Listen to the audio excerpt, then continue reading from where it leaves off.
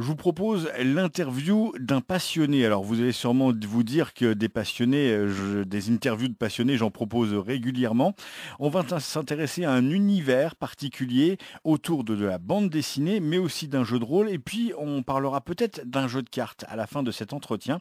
Je vous propose d'en savoir un peu plus sur les chroniques de Libère avec son créateur, Alexandre Crochet. Bonjour Alexandre. Bonjour.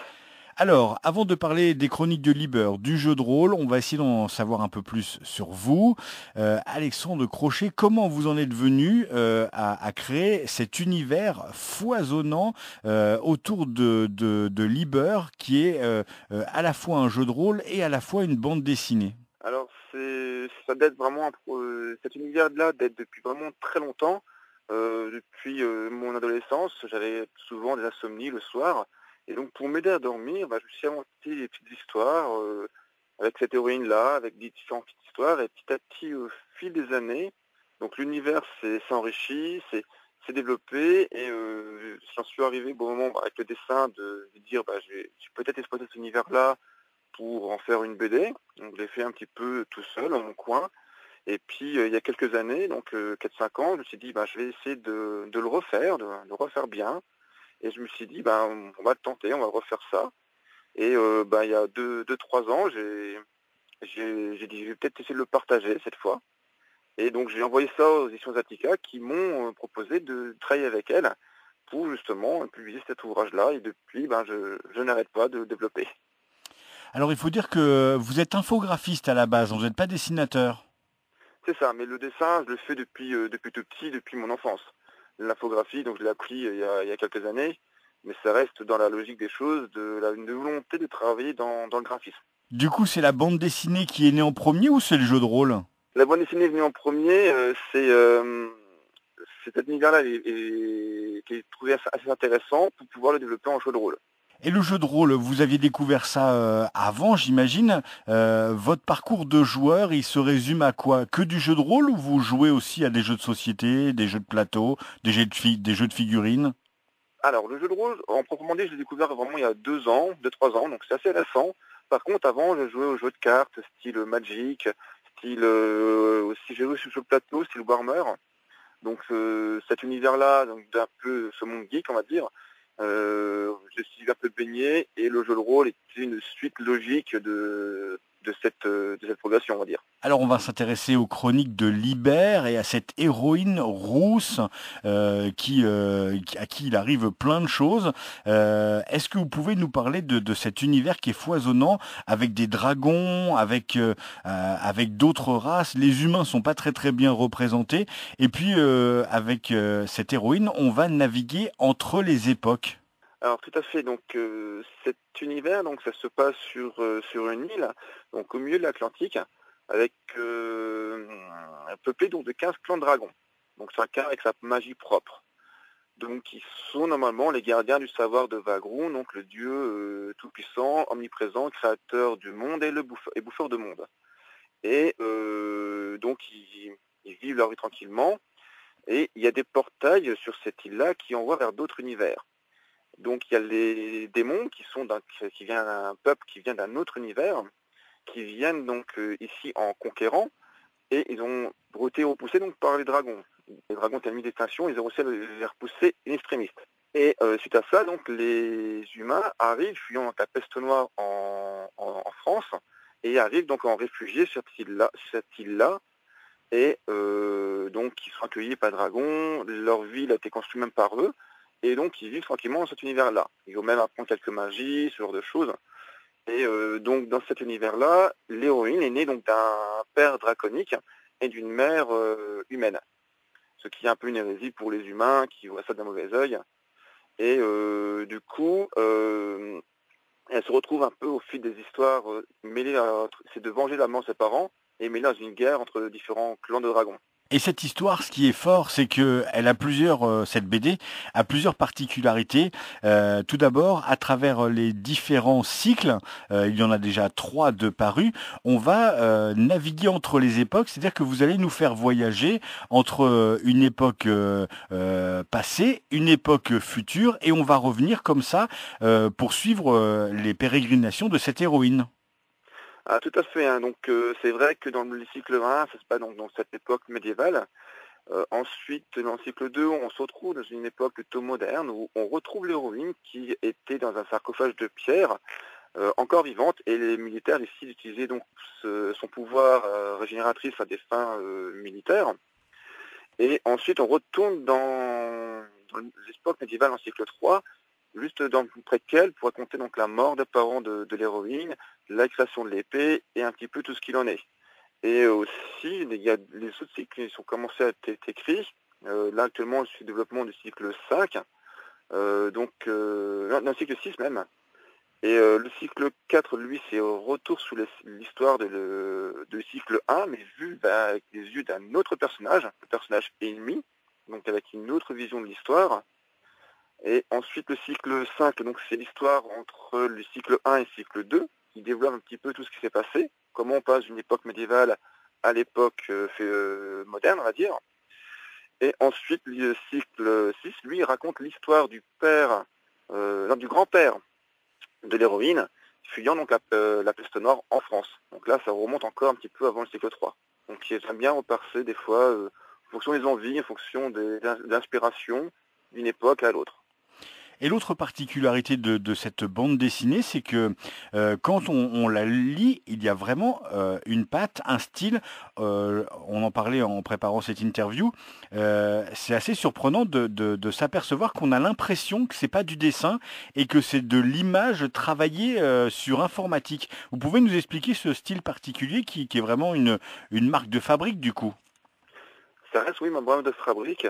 Ce style-là, c'est vraiment travaillé informatiquement. Donc c'est un choix artistique et un choix aussi de gain de temps, donc pour allier l'esthétique et la rapidité, qui me permet donc de créer assez rapidement ces BD-là, tout en gardant un style particulier qui est donc devenu ma marque de fabrique.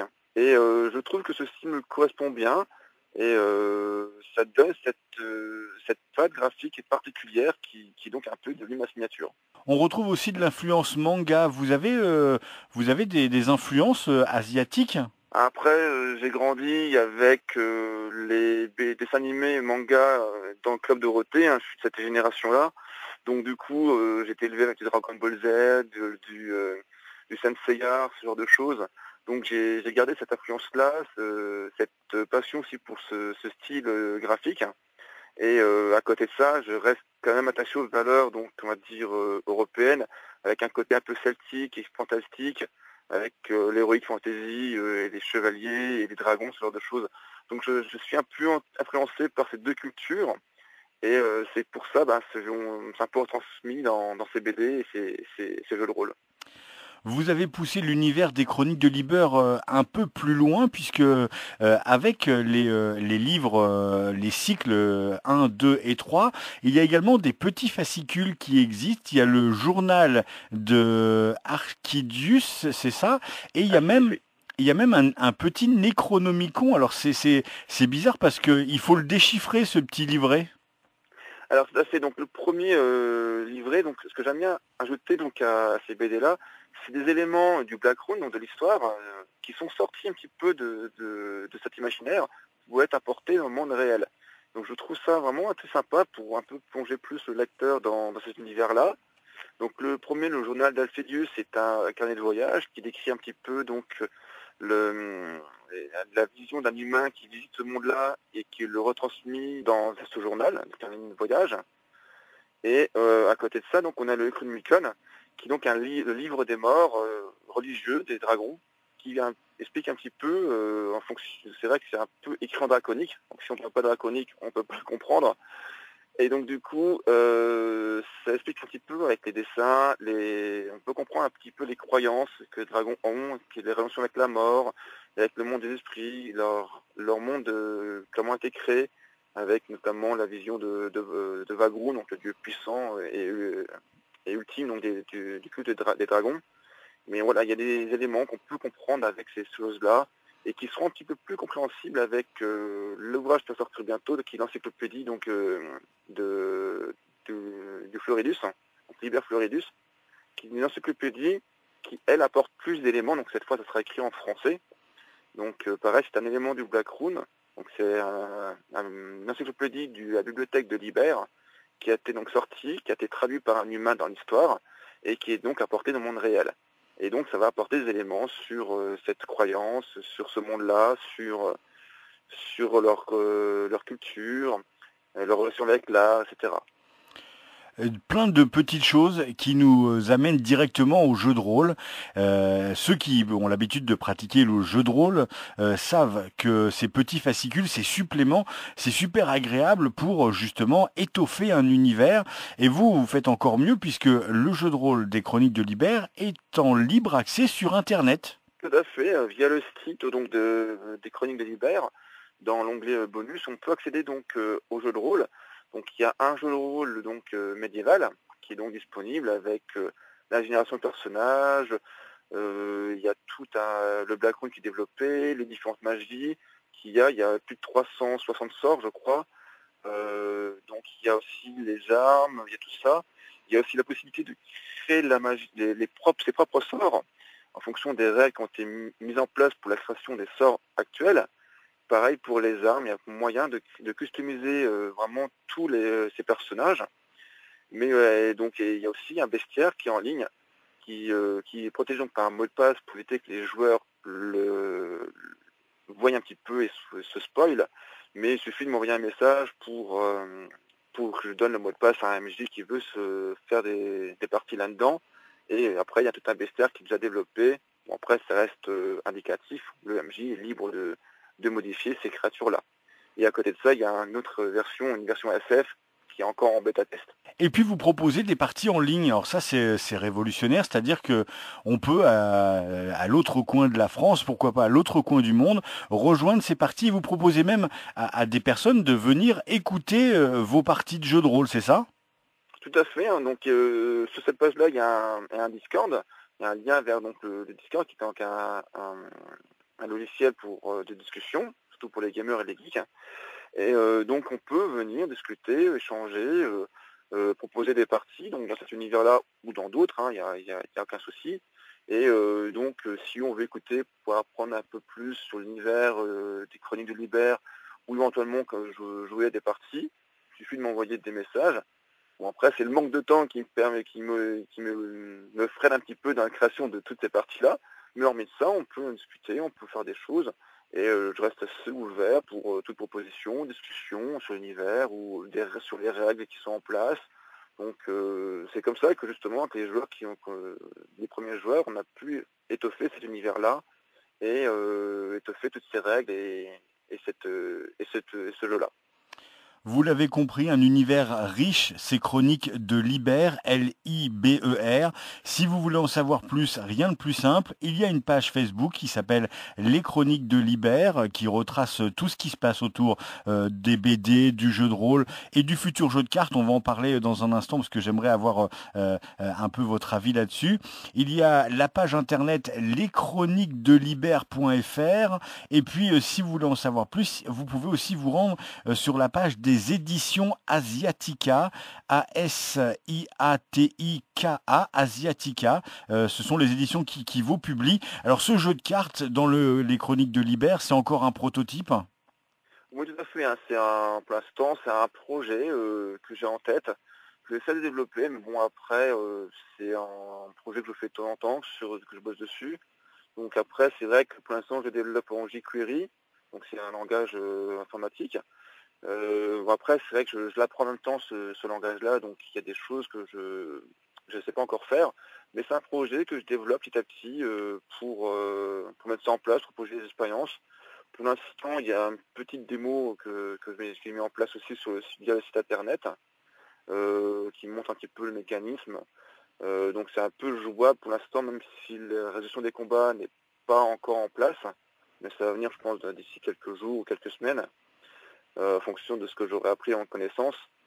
Mais bon, pour l'instant, ça reste en libre accès, et ça sera peut-être aussi en libre accès pour l'instant, donc pour les personnes qui veulent passer un petit moment à jouer. Les Chroniques de Libère, un univers d'Alexandre Crochet. Vous voulez lire de la BD, vous allez sur le site Asiatica, édition Asiatica. Il y a déjà 3 cycles de parus. Le 1 et le 2 sont réunis dans un même tome. Il y a des petits fascicules. Il y a donc ce Liber Floridus qui va bientôt sortir. Il y a d'autres tomes, puisque vous nous avez dit que c'est un cycle qui va venir avec un 5e, 6e et 7e cycle. Merci beaucoup Alexandre Crochet. Très bonne continuation à vous et à très bientôt pour la suite des Chroniques de Libère. Ah, je vous remercie, c'est un plaisir. Et si vous avez besoin d'autre chose, n'hésitez pas, je reste assez ouvert et assez proche et assez accessible. Donc j'aime bien discuter tout ça. Donc c'est une passion. Donc comme vous avez dit tout à l'heure, je reste un passionné. Et parler de ma passion, je peux faire ça pendant des heures. Donc il n'y a aucun problème. Les Chroniques de Libère, le plus simple pour vous vous contacter, hein, c'est comme ça que j'ai fait. Il suffit de passer par la page Facebook Les Chroniques de Libère, Liber. Merci beaucoup Alexandre, à bientôt. Je vous en prie, à bientôt.